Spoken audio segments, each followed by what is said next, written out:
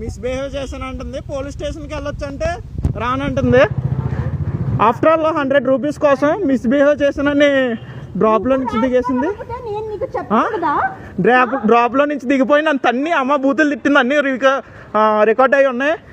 హిందీలో తిట్టింది. అవి నీకు పెడతాను పోస్ట్లో చూడన్నా. ఎలా ఉన్నారు చూడండి ఒకసారి. ఎక్కడి దాకా వెళ్తే అక్కడి దాకా వస్తాను మేడం. మీకు చదవచ్చు కదా, అందుకే అమ్మ బూతులు తిట్టారు.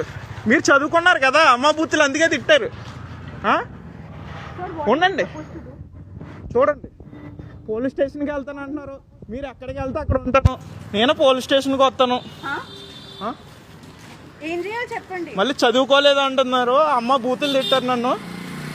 చూడండి, డబ్బులు పేమెంట్ ఇవ్వకుండా ఎగ్గొట్టడానికి, ఏదో షాక్ ఉండడానికి ఇలా దిగిపోయి వెళ్ళిపోస్తారు. చూడండి, అని హిందీలో తిట్టారు. మీరు ఎక్కడి దాకా వెళ్ళినా వస్తాను నేను. మీరు ఎక్కడి దాకా వెళ్ళినా వస్తా, నడుచుకునే వస్తా. చూడండి నన్ను ఒకసారి. బూతులు తిట్టారు కదా, హిందీలో బూతులు తిట్టారు కదా, అవి కూడా నేను పోస్ట్ చేస్తాను. నా హిందీ వచ్చి